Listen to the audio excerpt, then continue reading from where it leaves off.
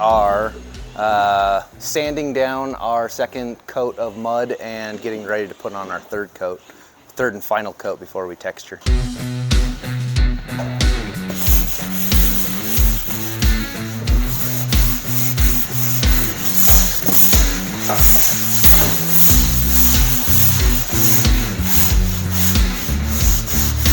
How difficult is it doing the corners or maybe like the 90-degree angles? Very. It's just sometimes your sander hits this area, and if it's not totally dry, it'll leave a little dent in it like that. And it's just something that we have to come back later and fix. But it's more annoying than it is difficult, I suppose. It's just part of doing it. Is just trying to knock down all these little boogers like this and make sure everything looks nice and smooth so that when the next layer goes on, it's not going to be leaving streaks and things like that.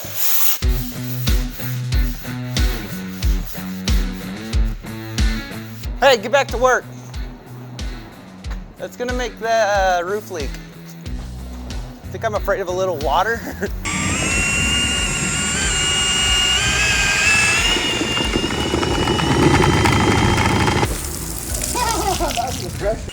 Hopefully that's not too soupy. That should be better than it was. So she's looking for a specific consistency. Have I figured out what that consistency is? Not really, but it needed to be a lot more watery than it was. And I think this is better. Well, guys, we'll go ask her. Let the expert tell us. Hey, what do you think of this?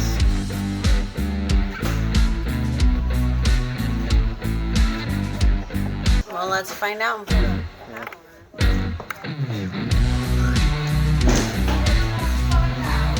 You like that? Okay, cool.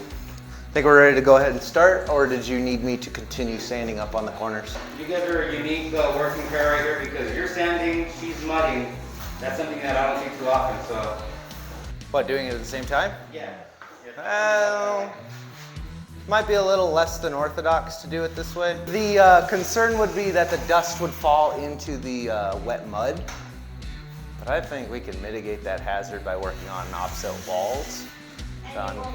Exactly, it's not that big of a deal. So as soon as I'm done here, I'm gonna join her with mudding, so. Hey! Alright! So ideally I should be sanding away from the joint, but the problem is it's so close up right here that I don't really know how.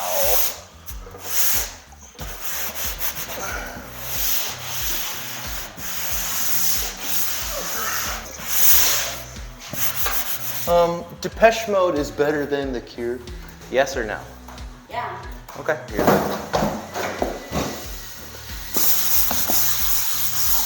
Well, it's funny when you blow your nose after doing this, it all comes out white, so it's kind of cool. But yeah, I got all the major little, they're called boogers. They're just little lumps of dried mud on the walls. It looks like I've taken care of the overwhelming majority of them. So we can go ahead and start doing what she's doing, which is feathering out and making it look as flat as possible. And it just hides all the little defects and different elevations of the, I look at these things and realize how quickly we're putting these together. And it's like, I didn't see that coming. So this is mud. My name's Mud. Yeah. We're not trying to get any strikes. So we started off with a 6-inch knife. Start with a 6-inch knife to cover up the taped seams. And then after that dries and it gets sanded, we use an 8-inch knife, right? 8 or 10, I don't recall. 10 and then the 12. 10-inch knife next. And then that just widens out the amount of mud that's on the walls. And then finally you'll come through with your 12-inch knife right here. And then when you put that on, you're gonna feather it out like this. And basically what you're doing is you're spreading the mud out so it widens the how do I want to put this? It widens the mud to the point where you don't see the little hump where the seam and the tape are. So basically you're just creating the illusion of a flat surface. And not letting any light through, correct? I mean, yeah, there's no light coming through, there's no air coming through, no water coming through or anything like that. This is purely aesthetic. It's just for aesthetic purposes, not for structural purposes or keeping out air or wind or light or anything like that.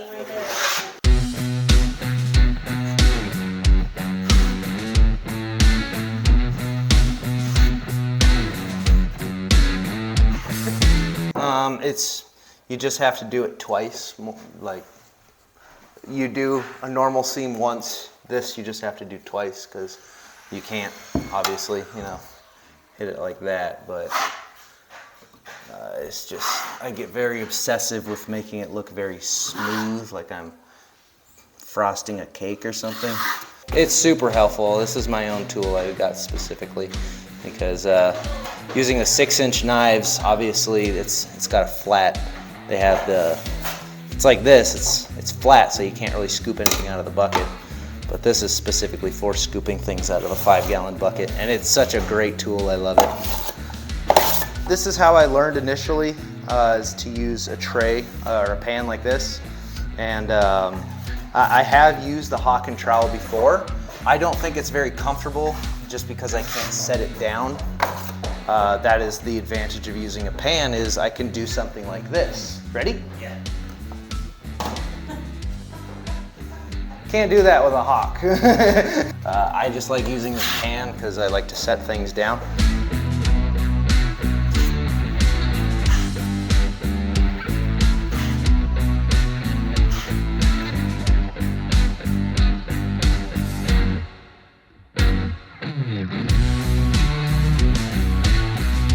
When you're bringing this up, you don't want to leave any lines, like right here.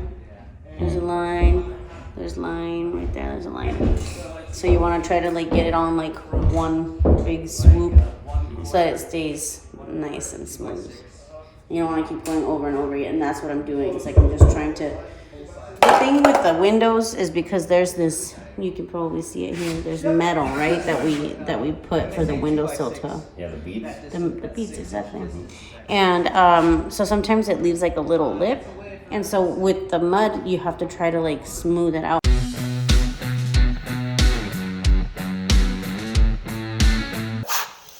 Doing corners. Just making sure that these have plenty of mud that I can drag across the wall. But I am running out of mud fast. We might need to crack another case.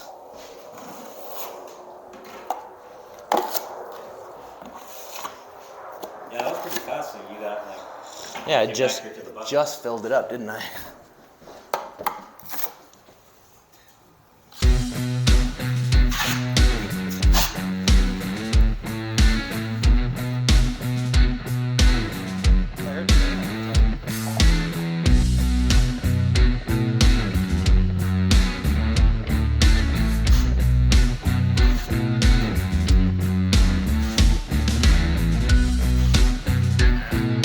I'm still mudding, but I'm just adding some texture to it since it's a windowsill and we've already sanded it and it looks pretty good. There's not really a whole lot else I'm gonna have to do to it, so may as well get it out of the way. Is it difficult to hit these little spaces right here and make them look good? I'm just trying to fill in like whatever little gaps on the windowsill that are there. Like, I don't know if you can see it, there's one right there. So just Challenging? kind of, I just push it.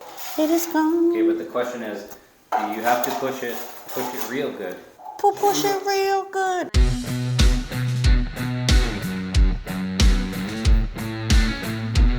I want to keep that momentum, so I'm just, we're just getting it done. That's it. So then once we do this too, we can go up to the top of the roof and go finish the rafters. Here's a question that I have for you. What happens when you lose that momentum? I mean, do you just fall behind? That's gotta suck. It does, because it's like, at that point, it's like a mental thing. You can choose to get frustrated and you can choose to just not want to do it, which sometimes we have those days, right? And That's perfectly normal, but That's what I do. There's a place where things are way too easy, and there's a place where things are way too difficult. And that line where those two meet, I call that the zone. And that's where you're just cruising, and you're doing great work, and things are going great, and time is just flying past you.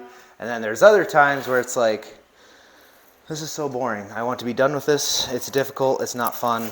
And There's a mental game in this. certainly, and I mean, I think most things in life are a mental game. But how do we break up the monotony? I like to go around and mess with people. Like if they're on a ladder, I'll put nails in their boot or something. I'm just kidding. When you're with your platoon or your squad or anything like that, or your section, and the day is just going by really slowly and no one's having a good time and morale is super low, sometimes you just gotta mess with people and make them laugh, and that makes the day go by faster. And I find that is something that you can apply on the civilian world, civilian side as well. And lifting people up is lifting people, the people around you up is important. Yeah, just go mess with them, like, I don't know, tie their shoes together or something like that. I'm just kidding.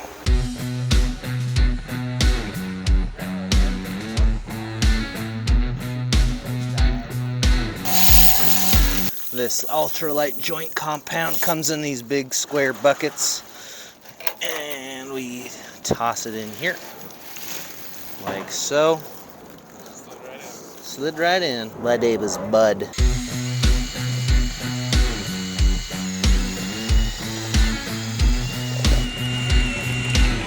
What happens when the opposite happens and you lift everyone up and all of a sudden you make people laugh, you get spirits up, you get morale up? It seems that it makes the job go by faster, makes the product come out a little bit better on the backside. People learn a lot better. There's less cortisone levels in their blood. It just seems like people are a lot. If you mess with people and you try to keep their spirits high, nobody's really at each other's throats, and everyone's just having a better time doing it, taking it a little bit more seriously, I think. I don't know. That's just my experience in it. It's important. I'd say so.